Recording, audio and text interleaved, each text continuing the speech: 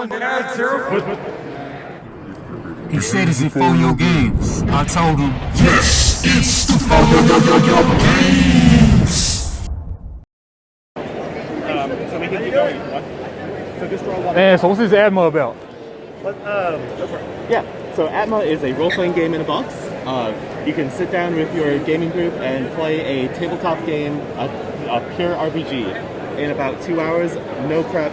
The GM doesn't have to do a lot of work at all. The players drive the narrative based off of the rules. Nice. Yeah, it's really cool. There's pre-made characters in it with some custom abilities. The GM is given these cards that they use as resources to drive the story in some sort of direction. The characters get different abilities each time. They're dealt them out from this deck.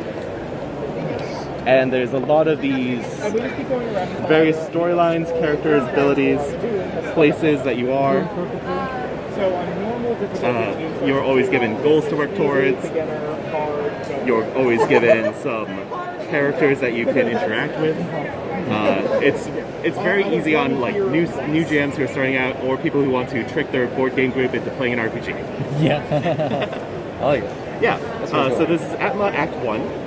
We are currently kickstarting season Act 2, which will have another full box of characters, full box of scenes, full box of backdraws, full box of everything going on. But they're each standalone because the nature of the game is that you just pick up some characters and some scenes and deal them out and start playing. Right, okay. Yeah, that's cool. I like We're that. demoing it to them over there if you want to actually get involved in the game. Okay. Or you can check us out on our Kickstarter for tons more information. Sure. Appreciate it. Absolutely. All right, man. Might swing back through later. Thanks for the demo. Yeah, sure. Yeah, so as soon as I'm done with One Piece, I'm gonna come and play some stuff. A whole bunch of other stuff going on. The sacrificial altars, the blessings which you earn, and the rules that you have. They also add some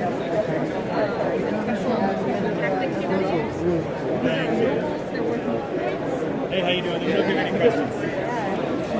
Yeah. Sure. That is Cricket and Dan. zombie cowboys. Zombie Cowboys. Well, To be totally straightforward, this is definitely the most aggressive game we have. It is a worker placement. Oh my, okay. Where you are actively hunting each other in town, boy. trying to maintain control of the town. When you do kill another worker's meeple, they go to Boot Hill, but they come back as a zombie to try to hunt you again. That sounds right. Right? So yeah, it's a definitely an in-your-face worker placement. So if you're not looking for that, we have other styles of game. Yeah. I'm always very clear about how this one goes. That's Yep, fair. that was a no. Exactly.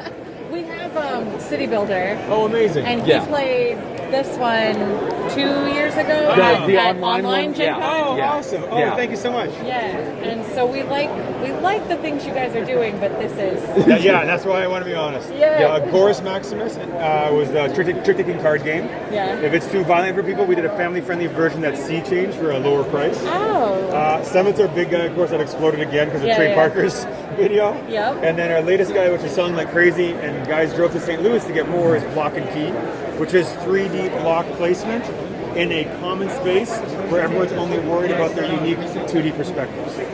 Give me 2 seconds for some hugs. yeah. Two? Oh, hell yeah. Oh, here we go, right now. Oh, all the Dude, I was a dozen black. You all do it again. Things are going good for you guys? Awesome. Sir, that was 6 seconds. You said 2. What happens is I'm Canadian, so my convergency of time is different to yours. It's only 75%. Fair. Okay. That's fair. So yeah, so this is 3D block placement in a shared space. So for example, you are only worried about your perspective while trying to complete these cards. If I'm here, I'm worried about my perspective, you're on your side. So 1 to 4 players, what ends up happening is everything you need, this is the game box itself, and everything you need to play is on the box. They're clay blocks, so it's very heavy.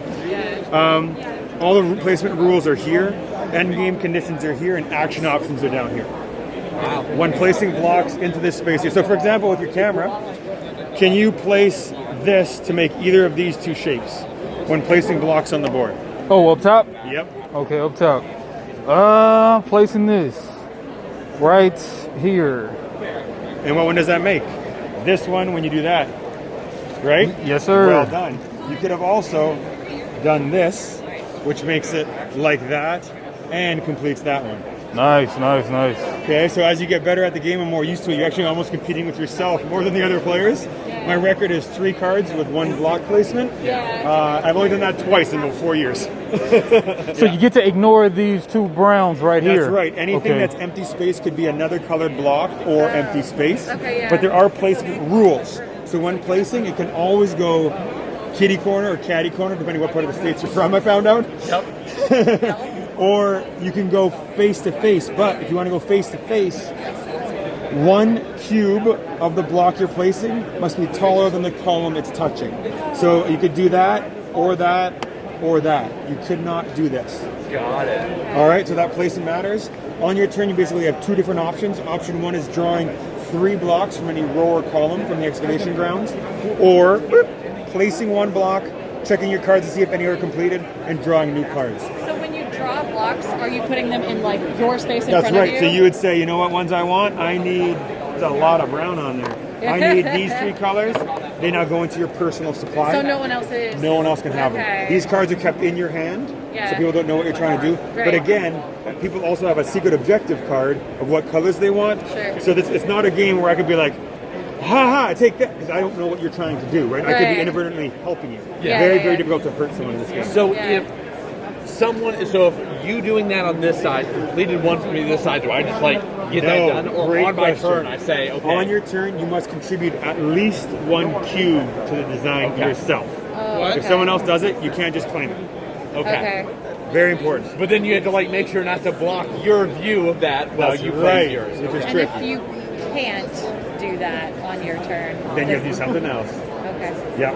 Yeah, no freebies. Okay. And then basically, if ignore solo, because the solo is different. But on 2, 3, or 4 player turns, that's how many cards need to be played by one person to trigger the end of the game. Oh, okay. In a solo game, we're actually using the iconography that I've hidden on the board in the bottom, and you have 11 turns to get the best score you can. Okay. Cool. Yeah. It's really, it literally just came out. Did really well for us. So Yeah. some guys drove to St. Louis last night to pick up more copies, and they're driving back today. This Man. was on Kickstarter, right? That's right, Yeah, Kickstarter, okay. yeah. That's where I saw it. Yes. And it's been a heck of a road to get these blocks just Can I right. feel To one work of Of the course. way they work. Oh my. And that's only half the blocks. Yeah. I saw it when you picked it up. The whole bag went like. Yep. When people are unsure, when we have the game, I pass it to them and they go, oh! I'm like, yeah. Uh-huh. Not super fun to ship. No, I bet. Yep. I tried to ask them to overnight games to us, boxes, and they're like, the weight's too heavy. You're over Yeah. the limit. I was like, Yeah. oh, cool. Great. Yeah, that's not happening. Yeah, exactly. That's Block and key. Try and come back and get a demo later. For sure. Thank you. Thank you.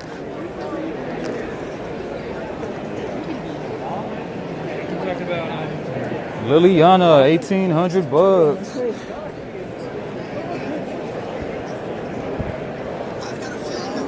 Sandra.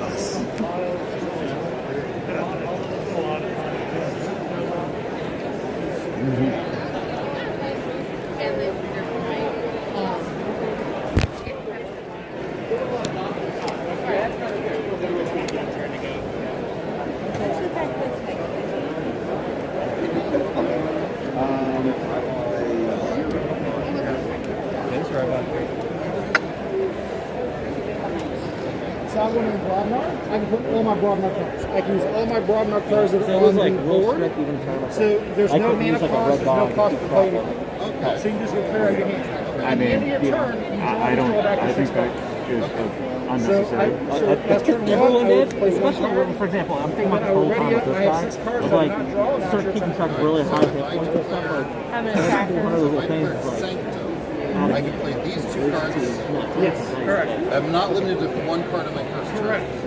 Christian having to say anything back? He has not stopped by. I think he is wandering around in this hall somewhere. But he has not stopped by. And he did not.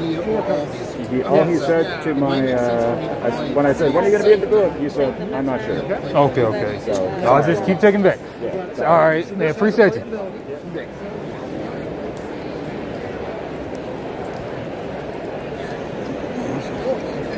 gotta keep my eyes on.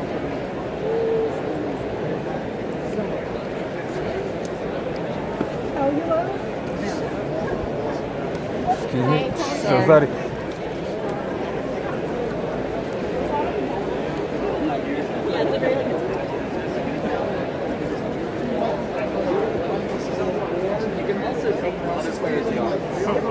So basically,